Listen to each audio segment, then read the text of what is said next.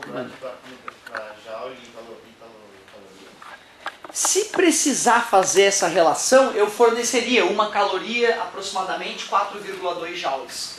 Porque eu acho meio loucura o cara exigir esse de cabeça, entendeu? Só o ITER faria isso. A UFSC não faria. A UFSC, a não ser que fosse um erro. Mas a UFSC ela forneceria, sabendo que uma caloria é 4,2 joules, aí faça a conta, né? Mas eu, até onde eu lembro da prova, não tinha pegadinha de unidade. Mas não posso garantir, vai que alguma coisinha tem que fazer, mas eu não lembro de ter sacanagem de unidade nessa prova, não. Olha só, galerinha, revisamos. Vamos agora ao eletromagnetismo. Não posso deixar de perguntar o seguinte, ó.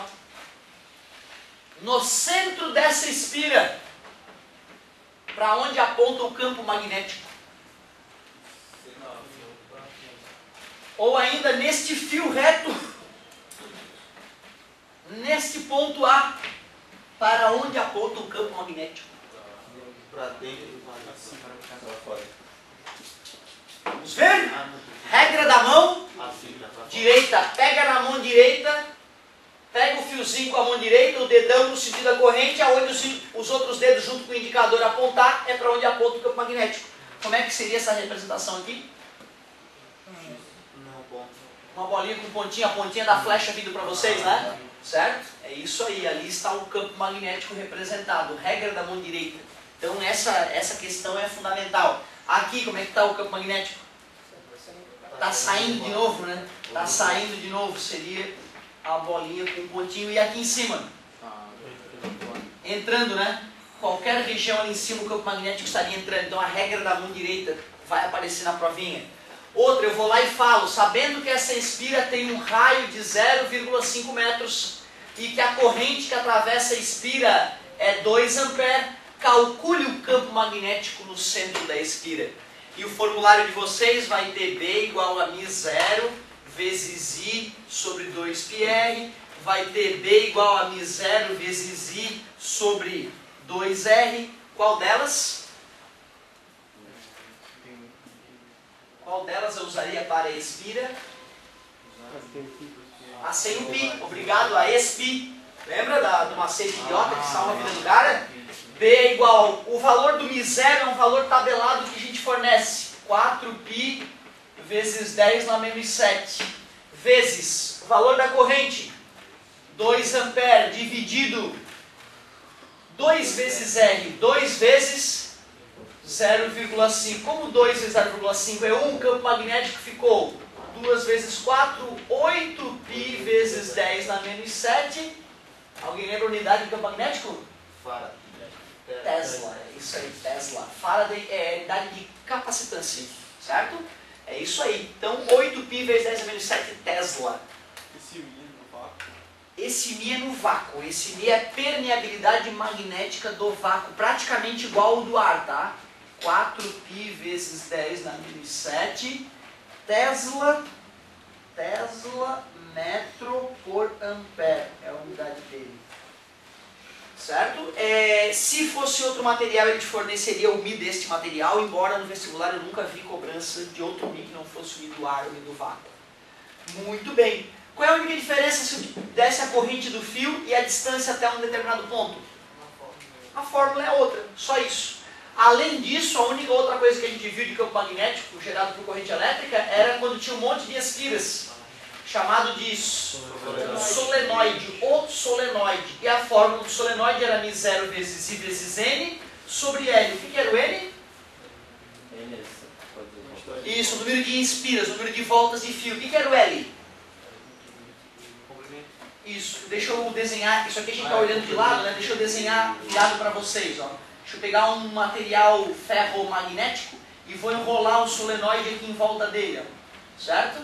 Ou seja, o N é 1, 2, 3, 4, N voltas, é o Nzinho. E o L é o comprimento do solenoide, certo? Então, nada demais. Corrente elétrica gera campo magnético. Isso foi descoberto por acaso na experiência de Oersted. Foi dar uma aulinha de circuito elétrico e levou uma bússola, parabéns. Então é importante, até essa hora, é importante saber aplicar a regra da mão direita, para saber para onde aponta o campo magnético. E é importante saber calcular campo magnético gerado por corrente elétrica nessas três situações. sem problema nenhum. Revisada a parte de eletromagnetismo que vai aparecer na prova. Professor, e aquela história de quando for um tubo reto, contar o pi do mi com o pi de baixo? Na primeira forma. Claro, com certeza, deves fazer isso. Corta esse pi com esse pi e aí ele, né, a resposta fica mais bonitinha. Na verdade é isso mesmo, se fosse um fio reto, a 0,5 metros de distância do fio, com 2 amperes passando pelo fio, a única diferença na resposta é que não ia ter o pi, porque ia cortar com o pi de baixo. Ia dar pi vezes menor, certo? 314% menos campo magnético gerado por um fio reto comparado com uma espira, certo? Essa é uma pergunta bonita já para o vestibular, né? Comparando uma espira com um fio reto, considerando que o raio da espira é a mesma distância do fio reto até um determinado ponto, como poderíamos comparar o campo magnético gerado por um e por outro? Se a gente comparar as fórmulas, vai dar de perceber que o fio está dividido por π, por isso que o fio gera um campo magnético π vezes menor. Como o π é 3,14, passando para a porcentagem, 314% menor, certo? Legal. Muito bem. Onda estacionária, o que vocês têm para me dizer a respeito de ondas estacionárias? Um tubo fechado, pode ser um tubo fechado, tem 40 centímetros de comprimento. 40 centímetros de comprimento. Sabendo que no quinto harmônico a frequência emitida é 10.000 Hz, determine a frequência do harmônico fundamental. Represente a onda estacionária. É isso aí, garoto. Tem a ver exatamente com isso aí. Ele falou que a frequência do quinto harmônico era 10.000 Hz. 10.000 Hz. Perguntou qual é a frequência do harmônico fundamental e vamos supor que ele tenha pedido também qual é o lambda nesse harmônico fundamental. Qual seria o comprimento de onda no harmônico fundamental? E aí, galerinha? Não vai ter os nós no desenho? Tá? Ótimo! Se nós começarmos com o quinto harmônico, vai ter que ser isso aqui, vê se vocês concordam comigo. 2 ventres inteirinhos e um pela metade, porque quando a gente corta os ventres ao meio para fazer a cesárea, ficaria 1, 2, 3, 4, 5. 5!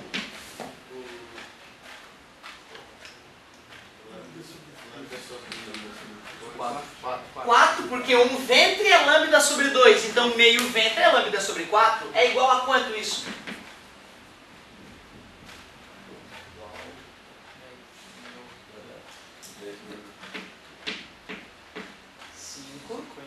Lambda sobre 4 é isso aqui, é o tamanho do fio, 0,4 metros.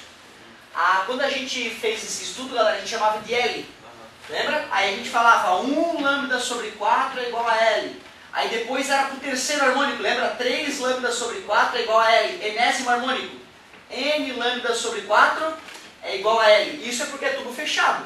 Se fosse tubo aberto, a gente conta os ventres e faz vezes lambda sobre 2. Por que ficou 0,4 e não 40? Metro, passei para o sistema internacional, certo? Passei para o sistema internacional. Nessa questãozinha vale a pena tomar cuidado. Não é garantia que eu tenha feito isso, mas no vestibular eles fazem muito isso. Então peraí. Eu calculei o lambda, mas que lambda é esse? Do quinto harmônico. Concordam comigo? Do quinto harmônico. Então vamos ver, lambda é igual. Está dividido, passa multiplicando, vai ficar 0,16, está multiplicando, passa dividindo. Lambda igual 0,16 dividido por 5, daria 0,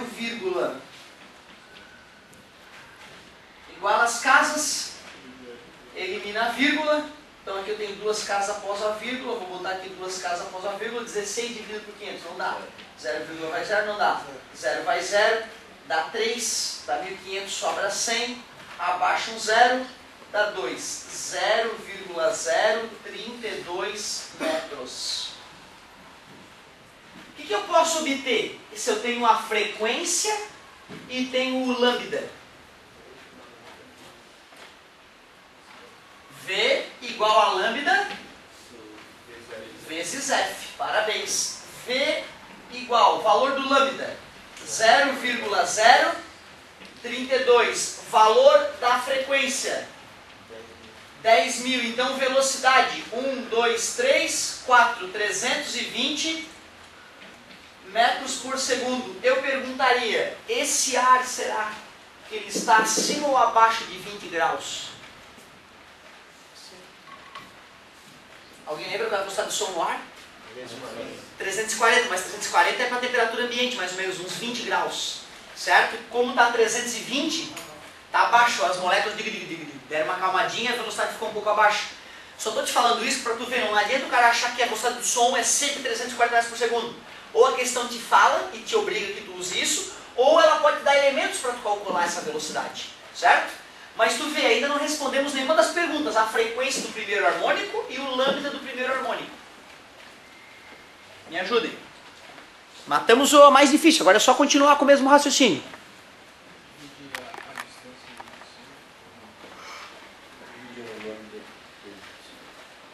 Se eu preciso, a velocidade do som no ar vai mudar, será, depois que eu passar para o primeiro harmônico? Não, é o mesmo ar que está rolando ali em volta, né? Como é que seria o desenho do primeiro harmônico, o harmônico fundamental? Só um quarto de vento, concorda comigo? O tubo mudou de tamanho? Não, é o mesmo tubo de antes, então como é que fica agora a relação do lambda com L? Lambda sobre 4, 1 lambda sobre 4, igual ao L, que é 0,4. Está dividido, passa 4 vezes 4. Ó, o novo lambda é 0,16 metros. A velocidade continua sendo 320. Como é que calcula a frequência? Pronto, veja o que uma lambda faz. Velocidade 320, lambda 0,16. Vou calcular a frequência. Está multiplicando, passa, dividindo, frequência igual. Seria 32.000 dividido por 16. 32 dividido por 16, 2. Com os 3 zeros, 2.000 Hz. 2.000 Hz. É audível ainda? É audível, né? Qual é a faixa audível? De 20 a 20.000 Hz. Quem que era mais agudo, o som do harmônico fundamental ou o som do quinto harmônico?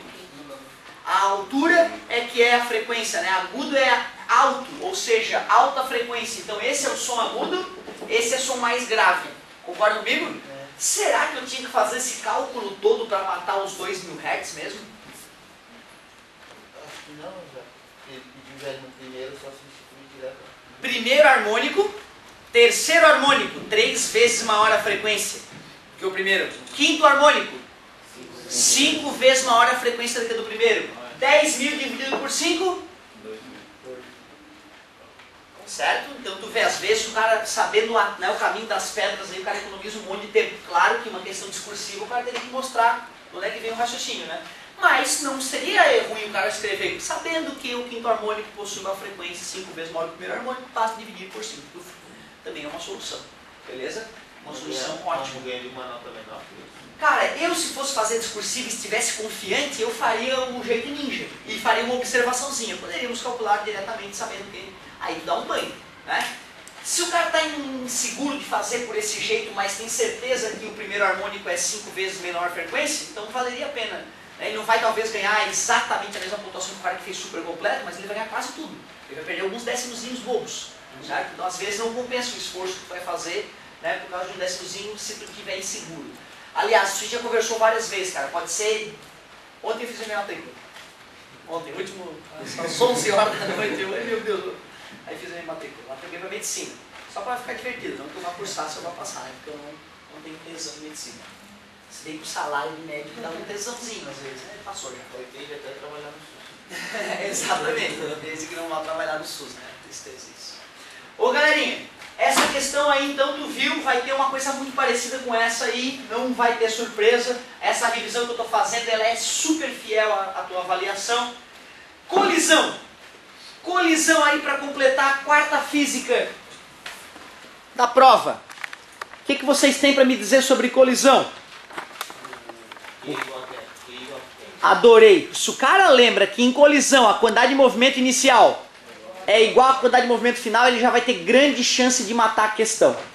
Como nessa aula sobre colisões tinha bem pouca gente na aula, né? eu vou fazer uma revisão um pouco mais cautelosa aqui. Será que o tempo inteiro me tirar? Sim, vamos fazer na marra. Então olha só, o que eu preciso de vocês de colisão? Colisão trabalha com impulso e quantidade de movimento. Então tem que lembrar que impulso é força vezes tempo, que quantidade de movimento é m vezes v, que a segunda lei de Newton pode ser descrito como o teorema do impulso. Impulso é igual a variação. E essas grandezas são vetoriais. Impulso e quantidade de movimento são grandezas vetoriais. Porém, quando dois corpos colidem um com o outro, a força que um faz no outro são chamadas de forças internas. E forças internas não alteram a quantidade de movimento do sistema. Assim como fez lá no primeiro ano. Não se esqueçam, sistema é o nosso objeto de estudo. Você pode estudar só a cadeira. Se o sistema é a cadeira, eu não sou o sistema. Força externa. A quantidade de movimento era zero, logo depois do empurrão não era mais zero. Variou a quantidade de movimento do sistema, que era a cadeira. Tudo bem para vocês? Porém, se eu subo na cadeira, eu posso dizer que eu e a cadeira somos o sistema. E se estamos parados, a quantidade de movimento é zero. Aí eu vou pular. Exatamente no momento em que eu pulo, eu empurro a cadeira me empurra. Se eu e ela somos o sistema, essas forças são e forças internas não alteram a quantidade de movimento do sistema. Professor, mas espera aí, eu vi a cadeira se mexendo. Sim, eu fui para lá e a cadeira foi para o outro lado. E já que a quantidade de movimento é uma grandeza, elas se anulam. Então, por incrível que pareça, logo depois que eu saltei da cadeira, a minha massa vezes a minha velocidade dava igualzinho a massa da cadeira vezes a velocidade da cadeira. Por incrível que pareça. E o universo é assim. A gente tem percebido que em quaisquer colisões que a gente estuda, a quantidade de movimento logo antes da batida é igual à quantidade de movimento logo depois da batida. Eu simplesmente demorei anos a acreditar nisso. Eu lembro que a coisa que foi mais marcante para mim foi quando o professor falou o seguinte: Otávio, imagina uma bomba. Bota muita carga de pólvora ali, explode essa porcaria. E essa porcaria, quando explodiu, explodiu em 3 pedaços. Se eu souber a quantidade de movimento do pedaço 1 logo após a explosão e a quantidade de movimento do pedaço 2 logo após a explosão, eu consigo determinar matematicamente a quantidade de movimento do pedaço 3. Só que na minha cabeça isso só seria possível se o cara conhecesse a bomba, se ele soubesse a quantidade de pólvora que foi explodida dentro da bomba. Mas não. Não interessa quanta pólvora ou o tamanho da explosão. Porque já que esse corpo era formado por 3 partes que se espalharam, se eu sei a quantidade de movimento dessas 2 partes, obrigatoriamente eu teria que saber a quantidade de movimento da terceira. Porque as forças que atuaram nesses objetos são forças ou seja, o quanto a quantidade de movimento deles variou tem a ver com a do terceiro pedaço. A prova mais absurda para isso, lembra? É aquele aviãozinho, né, da Air France, eu acho, não sei, que explodiu aí indo para a França, do Brasil para a França, eu acho, né? Ele caiu, ficaram 3 anos para achar o negócio, né? Até que uns matemáticos revoltados com a demora e com os milhões gastos para achar o pedaço do avião, né, o resto do avião e os corpos da galera que vazaram para a periferia, pegaram e falaram: pelo amor de Deus, para de procurar em lugar errado. Me diz o que estava acontecendo com o avião antes da explosão. Me dá aqui os dados. Eles pegaram a quantidade de movimento inicial, pegaram a quantidade de movimento de alguns pedaços do avião, nem era o avião todo, e fazendo os cálculos determinaram: só pode estar o resto do avião lá, porra, onde vocês não estão procurando. Foram procurar, acharam. Ou seja, tu vê, né, cara, às vezes bota uma galera que manja um pouco de física e resolve problemas com um monte de cabeça de barra não estava conseguindo, gastando milhões e anos de esforço, certo? Então tu vê que loucura, cara. Explodiu, bateu, empurrou, sistema isolado. E se é sistema isolado, quantidade de movimento inicial igual a final. Exemplo clássico, canhão. Explodiu o canhão. O projétil que tinha massa de 2 kg foi arremessado, vamos supor, horizontalmente para frente. Deixa eu fazer um canhão um pouco mais idiota aqui. Esse sim, canhão super idiota. Vai cair no chão, né? Mas é só para estudar física isso aí, esse canhão serve. Certo? Massa do projétil 2 kg. Velocidade com que o projétil sai do canhão, 300 metros por segundo. Sabendo que a estrutura do canhão tem uma massa de 400 kg, calcule a velocidade de recuo do canhão logo após o tiro. E aí, galerinha, me ajudem. Toda questão desse tipo QI igual a QF. Qual era a quantidade de movimento inicial antes do tiro? 0. Antes de dar o tiro, o canhão estava paradinho. 0. E quem é a quantidade de movimento final do sistema? Isso é a quantidade de movimento do projétil mais a quantidade de movimento do canhão. 0 é igual massa do projétil, velocidade do projétil, massa do canhão, velocidade do canhão. Massa do projétil, 2, velocidade, 300, massa do canhão, 400, velocidade com que o canhão recua logo após o tiro, nós descobriremos. Mais, passa para cá, menos 400 VC, 600, está multiplicando, passa 600 dividido por menos 400, velocidade do canhão deu menos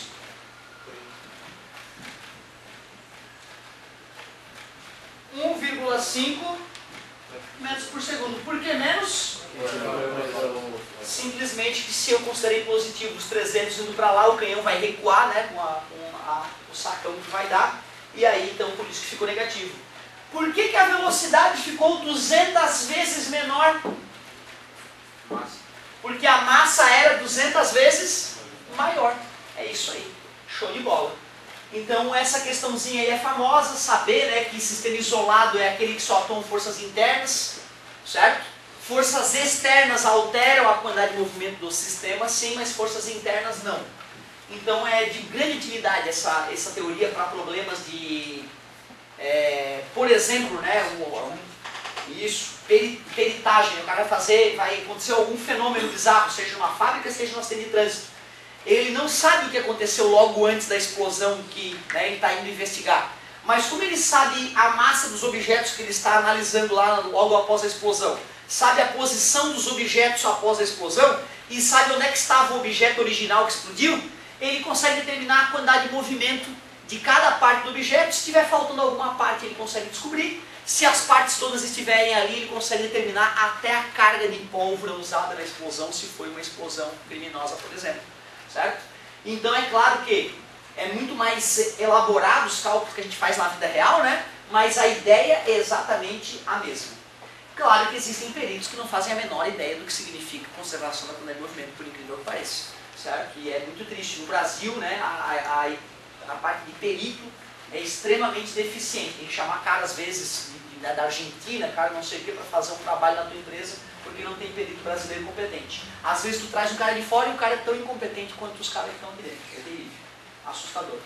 Além de ter pessoas interesseiras, né, cara? O cara pode ser um puta do perito, mas aí chega um clientão, sabe, graúdo, e fala, porra, bicho, o negócio é o seguinte, aconteceu um acidente assim, assado, e tu, quero que tu faça um estudo pra mim sobre esse acidente. Só que só pelo convite feito, o cara já entende que ele não quer um estudo honesto sobre o negócio, ele quer que convença o mundo de que o problema não foi do ricaço. Né? Então tu imagina, tu pega um perito foda, e um monte de perito cabeça de bagre do outro lado, e fica muito fácil tu enganar e fazer os outros concordar contigo, entendeu? Se tu manja do assunto, tu sabe que os outros não manjam. Mais um momento em que o conhecimento pode ficar perigoso nas mãos erradas, né? Show de bola, galerinha. Mas na prova de vocês vai ser na paz. As questões estão revisadas. Essas 4 questões, então, vão estar na prova e algumas delas bem light. Vai ter somatóriozinho, mas também vai ter ABCDE, vai ter questãozinha aberta. Agora, bonito mesmo está o teu simulado da UFSC. Bicho, que simulado bonito, cara. É a própria UFSC, tenho certeza disso. No simulado vocês vão trabalhar com algo absolutamente dentro daquilo que vocês vão enfrentar no final do ano. Ou seja, aproveitem o descanso, mas venham preparados para o super vestibular da UFSC que vocês farão em forma de simulado. Muito obrigado pela paciência e pela atenção. Qualquer dúvida é só chamar. Estão liberados para o recreio. Acabou.